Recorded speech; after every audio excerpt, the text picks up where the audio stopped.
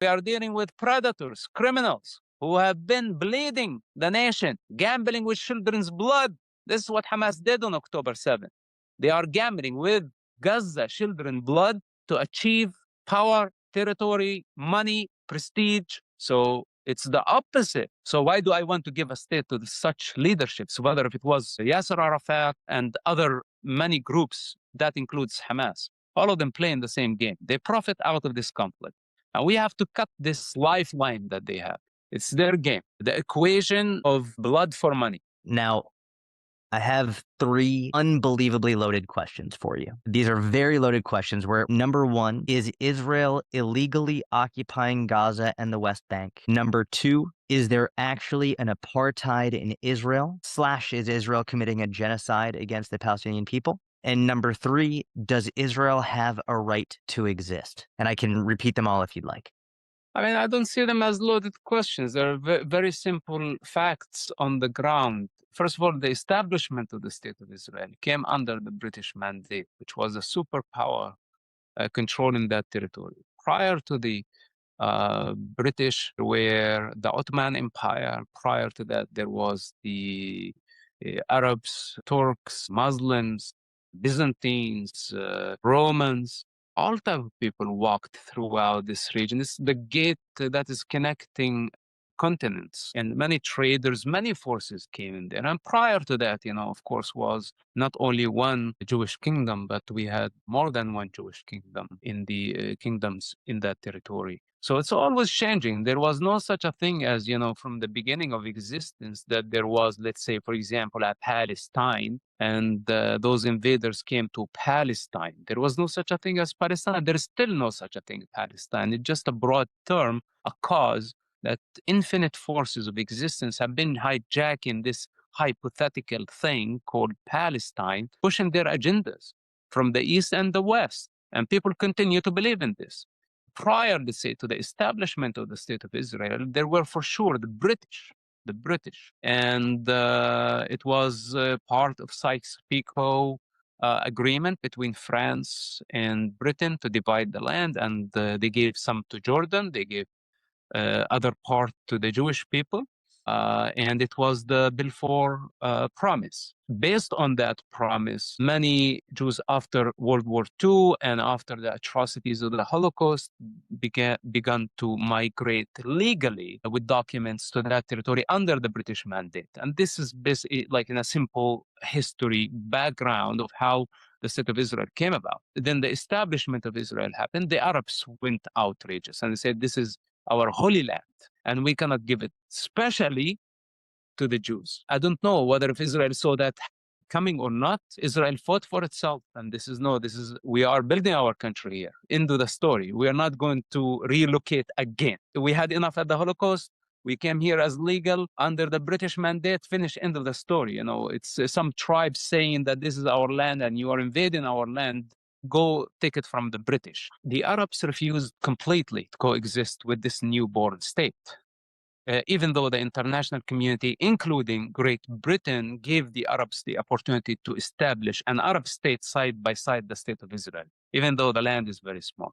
But the Arabs refused, and they insisted on annihilating the State of Israel. It took them many years. When they came back in 1967 to destroy the State of Israel, Israel was extremely outnumbered. A majority of Arab countries participated in that, many volunteers. We're talking about Israel was outnumbered a dozen times, something like that.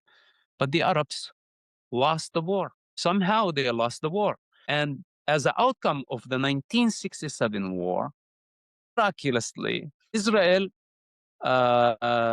controlled the territory where the United Nations and the international community proposed a potential Arab state next to the State of Israel. And that was the West Bank, Golan Heights, Sinai, Gaza. So the Arab lost this land as outcome of the war, that Israel did not intentionally wanted to expand territory. It just, the war happened in this region. And as Israel has defended itself against the Arab invasion, they took control of the land. So tell me, who has the right to actually write the terms to the other? The victor or the defeated? The Arabs did not accept the two-state solution back in 1947. 1948. So they wanted violence. They wanted by the means of violence. No, first we destroy Israel, then we build an Arab state. That was their condition. This is why they lost the war, and this is why they lost territory. But then, if the Arabs just realized that victors only write history, only the victor, not the defeated, this is how it goes. But they don't want to accept this truth. And they kept trying to write the terms to Israel. It didn't work. And this last war in Gaza, just another example. Israel withdrew from Gaza, but Hamas launched the war. And now the scenario is repeating itself. What Israel would do in case they win the war against Hamas? Who will write the future? Who will decide to the other, the victor or the defeated?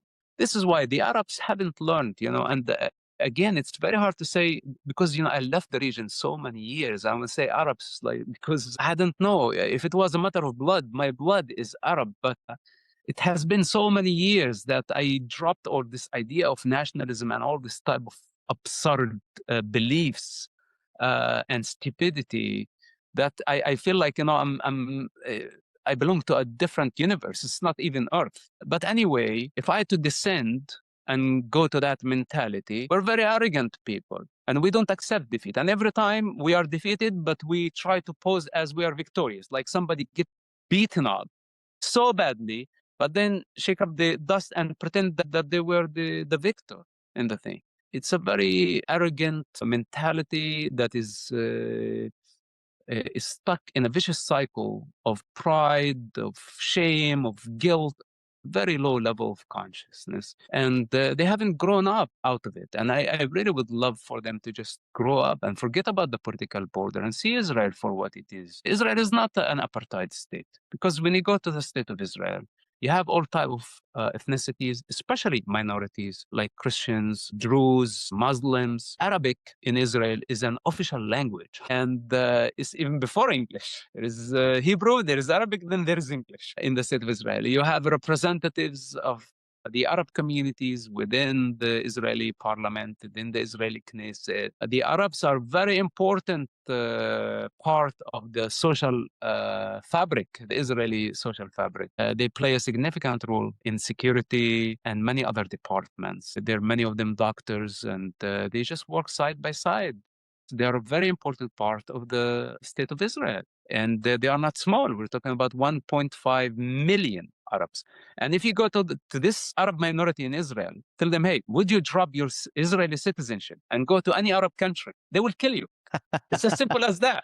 They won't trade it for anything. And by the way, many of the Palestinians, it's their dream actually to become Israeli citizens, including Hamas leaders. You would find very long lines trying to get permanent residency in Israel, which was fascinating for me. You hate Israel so much, but all of you want to live in Israel.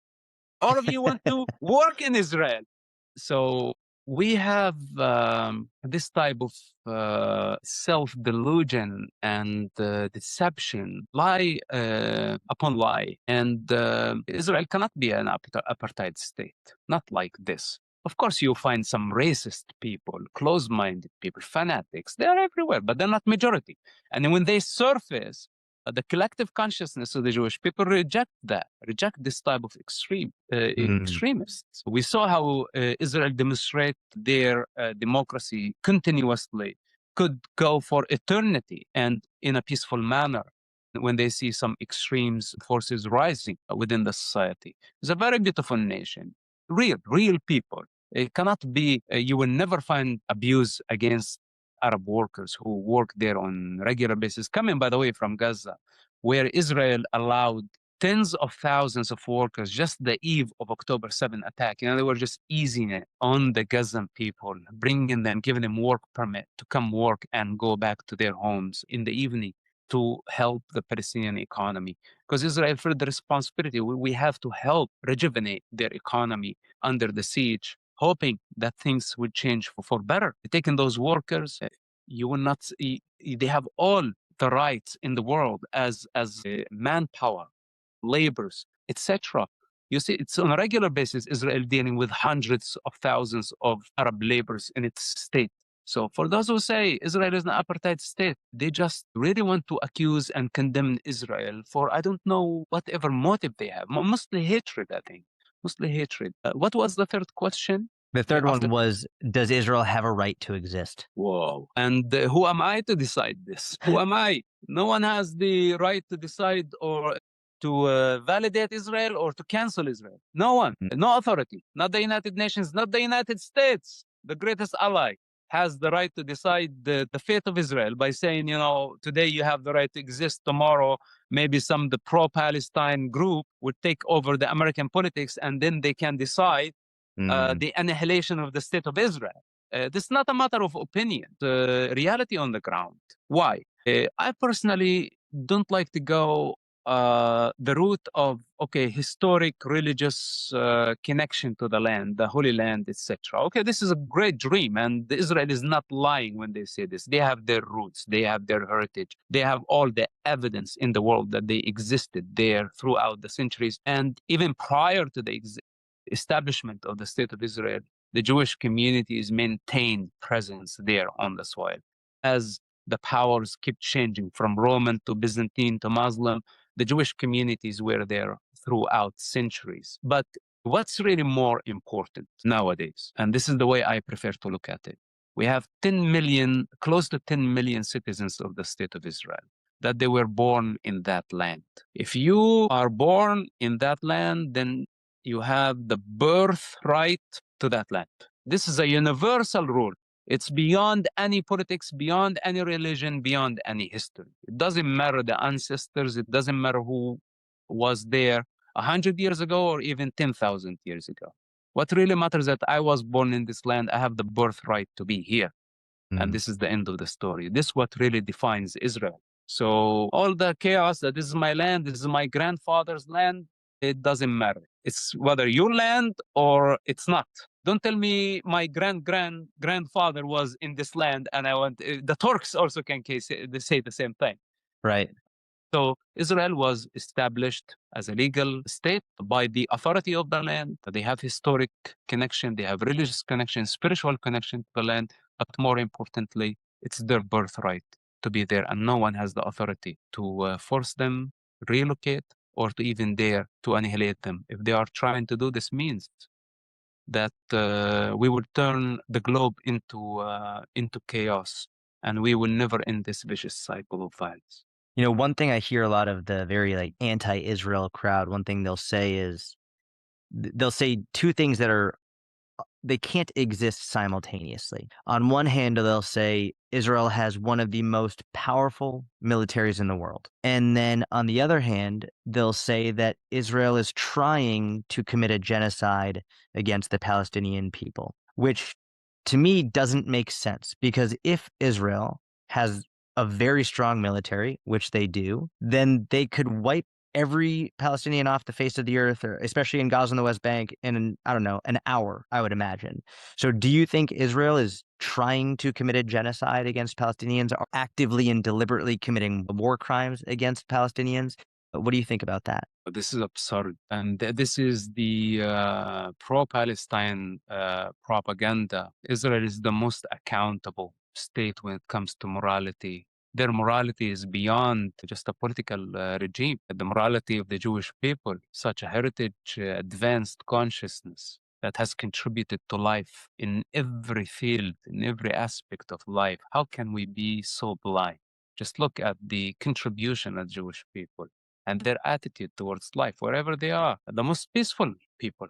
So Israel is just an extension of this mentality that believes in we depend on each other. And to accuse Israel of genocide, especially when Israel is the only victim of a genocide, and then strip them their right to defend themselves. I don't want to say to offer them help, as we already experienced in the past century what happened, and the hatred towards Jews, and what some of us are capable of doing. And we all say it, and we sang throughout the years, never again, never again. And now it's happening right in front of our eyes. And now we fail again morally. So instead of giving hand to Israel in their fight against simply savages. It's not that Israel is fighting against a nation or against people. Israel is fighting against savages. So what we do, We don't allow them to defend themselves. We don't help them, and we condemn them. While the predator, the savages, get away. And we are trying so hard to give the savages a lifeline. This is how we are inflicting more pain on Israel as they are mourning this atrocity. So accusing Israel of being a genocide is a lie, is baseless. None of those have the mean to support it. And if they're just using some photos coming from Syria from many years ago and say, this is Gaza, and look what Israel doing in Gaza. Okay, we see the destruction of buildings. And I don't want to say all, but let's say at least most of those buildings, they received phone calls to evacuate. Unless if it was a direct target, a Hamas top leader, and the decision was kill him. He has his tribe surrounding him. His tribe is part of his process. I think it's totally justified. If as long as this member or this leader of Hamas want to survive, is going to survive and carry more attacks and cause more trouble, then it's the necessary evil. And this is what happened in war. People die. But I cannot say that this is a genocide. The genocide is a completely different story. What happened on October 7th is a genocide. That's a clear case of a genocide. So why twist it? Those people who, I don't know, it's such a twisted reality, twisted people, but they don't change the truth on the ground. Whatever it is, sooner or later, the truth of October 7 will be revealed to the world, and the truth of Gaza also will be revealed to the world. And I hope it will be a world that does not have Hamas in it. We have to finish Hamas this war. We have to finish them this time in order to avoid such catastrophe in the past. And I am sure post-war, we will do everything, whatever it takes, to rebuild Gaza, to help the people, and people will heal with time. But we have to set the process on the right foundations. We cannot just propose, for example, a Palestinian state, which many people think, oh, a Palestinian state, just give them a state, let's get done with it. And who is going to rule this state? Savages? Yeah, they just a very simple question. Now, before we propose a state, who would be the ruler? And before we propose a state, do we have a nation to begin with? I want to see effort that is aiming to build a Palestinian nation. What do I want to do with a state if there is no nation, if there is no infrastructure, if there is no foundation of such a nation? But most politicians, they want the prestige and the privileges that come with a state, and they don't want the responsibility that comes with a nation. In order to build a nation, you need selfless leadership that give the people everything they have: knowledge, wisdom, education, economy, good plan, and they drop their personal interest so the nation can grow. We are dealing with predators, criminals who have been bleeding the nation, gambling with children's blood. This is what Hamas did on October 7th. They are gambling with Gaza children's blood to achieve power, territory, money, prestige. So it's the opposite. So why do I want to give a state to such leaderships, whether if it was Yasser Arafat and other many groups, that includes Hamas? All of them playing the same game. They profit out of this conflict. And we have to cut this lifeline that they have. It's their game. The equation of blood for money. Shed blood whenever they run out of money and they want to stimulate economy, they shed blood, as strange as it sounds. This is how it is. So this has to come to an end. And this is why you probably heard me many other places, very emotional about it and screaming out loud, coming across as a madman. And now I really don't care anymore, what people think of me. It is what it is. The situation just made me the way I am, and we have to express it in every possible way, because building bridges of understanding, we will stop empowering the predator against the prey. And I don't care about the Palestinian state. I don't want a Palestinian state. I care that we give the new generation of Arabs who live in that region, if they choose to live peacefully next to the state of Israel, that we give them economy, we give them education, we open bridges between them and the rest of the world, we integrate them into a higher society. I'm pro all that. But do I want to give an army and guns and power and more money to a bunch of corrupt leadership? Hell no. It's not going to happen. I am going to fight, even for eternity, that whenever this type of criminals try to take advantage of the situation anymore, we will have to stop them. Especially no American taxpayer money anymore to any Palestinian entity that does not respect and accept Israel's right to exist in that region. as long as they don't accept it as reality protected by earth, protected by heaven, that this amazing group of people have the right to live in this land, the birthright to live in it. As long as they don't have this, they don't admit it, no money, no funding, no support, not even recognition of anything. If you have a 401k or an IRA, please listen. Gold is at record highs. What many people don't know is this: you can move part of your retirement money legally and without tax penalties into physical gold you actually own. Alpha Omega Gold helps you do this through a gold IRA. Your gold is real. It is stored safely. It is in your name. Learn more at ao.gold/stand. Alpha Omega Gold is our sponsor, and they proudly stand with Israel.